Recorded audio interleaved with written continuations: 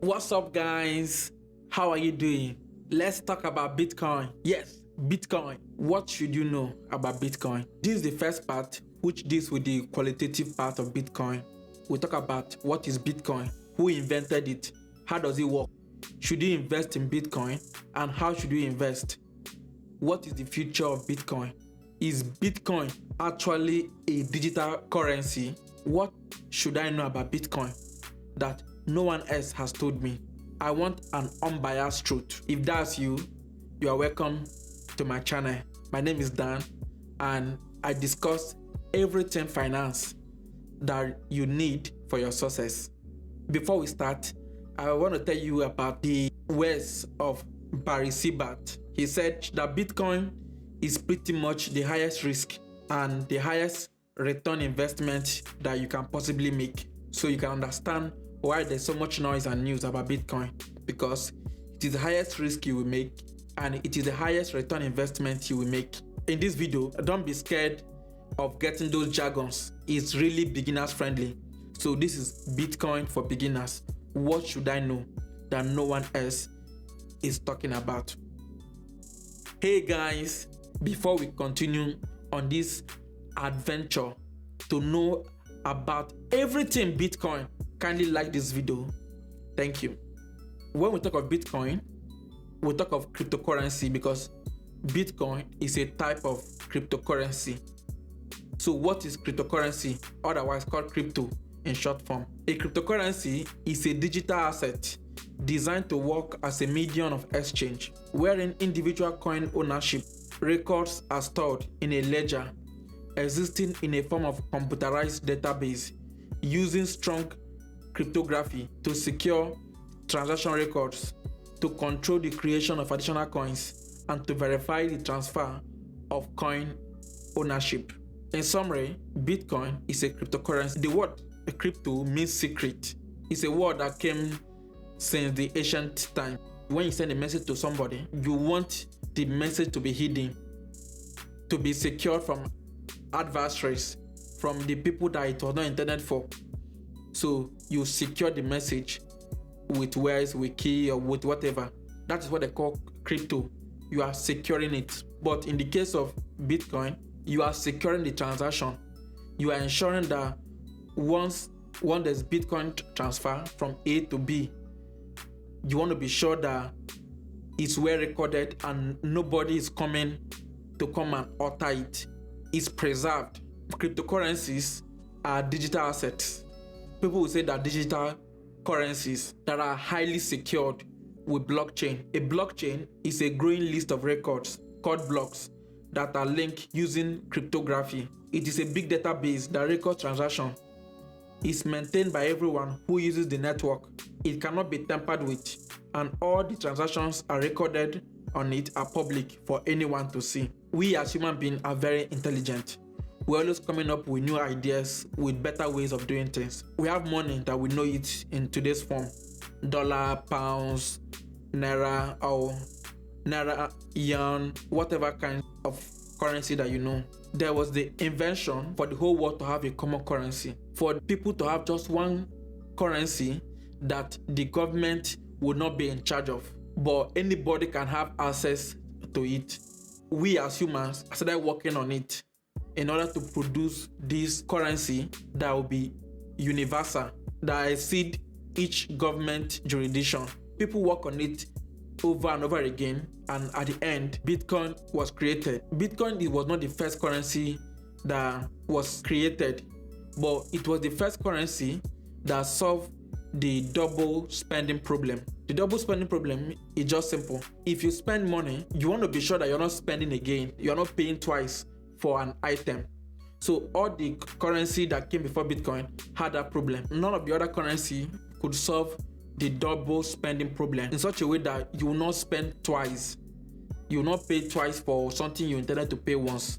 So Bitcoin was the first cryptocurrency that solved that problem. So because it was the first crypto that solved the problem, it became more popular than others. As Bitcoin was being used in its early form in 2009 and 2010, there are people miners that I will discuss in a minute. They are the ones that work on Bitcoins. They have different opinion on how the Bitcoin movement should continue.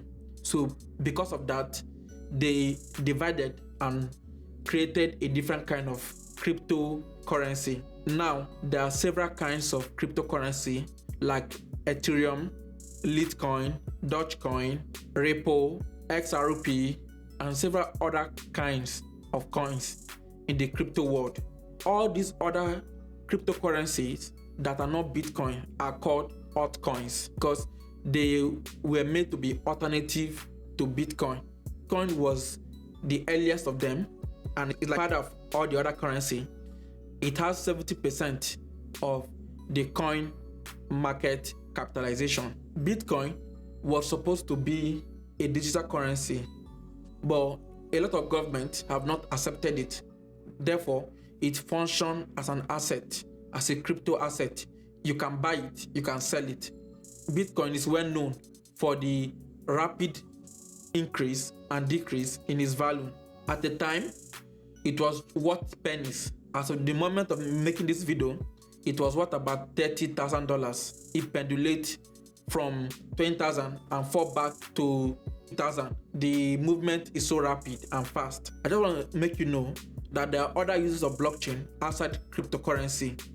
Cryptocurrency is just one application of the blockchain mechanism. Blockchain just helps you to record your transaction and it will be visible to other people. So of course, it's been applied in the retail industry, airline industry, consumer industry, and different kind of industry. So cryptocurrency is just one application of blockchain. The major difference between Bitcoin and the fiat currency, which is the money that we know, dollar or pounds, is Bitcoin is digital. You cannot hold Bitcoin physically. It's not a material object, unlike your $100 B note. And also, Bitcoin is not backed by any government of the world. A dollar is backed by the US, pound is backed by the UK government, and several other currencies are backed by one government or the other. But Bitcoin is in its design does not consider any government being in charge of it. Anybody can access Bitcoin. Now, let me give you a very good example. If I send money to you, now the bank will deduct the money from my account and will credit you the money. But in the case of Bitcoin, if I send Bitcoin to you, there's no bank that exists to remove the Bitcoin from my account and add it to your account. How then is the transaction performed, since there's no bank or government that's serving as the middleman? This leads us to Bitcoin miners. Bitcoin miners, unlike the traditional mining that you know, that involve digging on the ground to discover gold, discover oil, or discover precious stones, Bitcoin miners mine on computer. So they are the one that serve in quote as the bank. They are the one that ensure that if I send Bitcoin to you, that the Bitcoin is recorded on the system. This system is what they call blockchain. For doing that job, acting as the middleman to ensure that the Bitcoin is recorded, that I've sent Bitcoin to you, they are rewarded with Bitcoins and with fee. You also pay a fee when you send Bitcoin. Some of you will be so happy and excited to be a miner. Yes, anybody can be a miner. But the issue with mining Bitcoin is it involves highly specific computer processing power, because the process of mining Bitcoin involves solving puzzles of algorithms, equations that's even beyond what a human being will do. So it's highly energy intensive. Your computer can do it, but if you use your computer now to mine Bitcoin, it will take years, and yet you've not arrived at the answer. The mining just involves solving the puzzle to ensure that the transaction is recorded. And once transactions are recorded, which is being recorded every 10 minutes, they form a block. New block is being added to the previous transactions that was made. So you can see, I send Bitcoin to you. These miners solve an equation, use the system to solve an equation to ensure that the Bitcoin I sent to you is well recorded on the public ledger. When there is a series of this transaction, another person sent another person, there are a series of this transaction, all of them are joined together to form a block, and this block is being added to an already existing block, which is called blockchain. So the process of having block with block with block with block, blocks of transaction is called blockchain. The people that are in charge of recording and using their computer to do these operations are called Bitcoin miners, and they are paid from the transaction fee that you pay. Bitcoin was designed such a way that they are rewarded with Bitcoins for solving the puzzle and recording the transaction. The reward of new Bitcoin is half with every 210,000 blocks that's created. At the beginning, the reward was 50, but as more and more people are using Bitcoin and mining Bitcoin, the reward keep dropping. Now, the reward is about 6.25 Bitcoin if you're able to solve the puzzle. To send Bitcoin to somebody is very easy. It's as simple as a number. It has a public address and a private key. The public key is like your account number. You can give anybody your account number to send money to you. In the same way, they can send Bitcoin to you. Also, there is the private key, which is your PIN. You are the only one that have access to your PIN. And same thing with Bitcoin. You are the only one that should have access to your Bitcoin private key. That is what you use to approve Bitcoin transaction. Because if anybody have access to your Bitcoin key, it's as good as if it's you. They can send money out of your wallet. So many talks about Bitcoin. Who invented this Bitcoin? What did he have in mind actually? Creator of Bitcoin is anonymous. Nobody is sure of the creator. But in 2008, there was a paper that was published by pseudonymous name Satoshi Nakamoto. We like to say he, but we are not sure if he's a he, a she, or they. We don't know the identity of the person as of this moment. A lot of people, of course, have claimed to be Satoshi, but none has been verified yet to be Satoshi Nakamoto. They released a paper on the website bitcoin.org, which I will attach in the description box of this video. So the purpose of Bitcoin is to enable a peer-to-peer electronic cash system. It simply means I can send money to you and you can send money to me.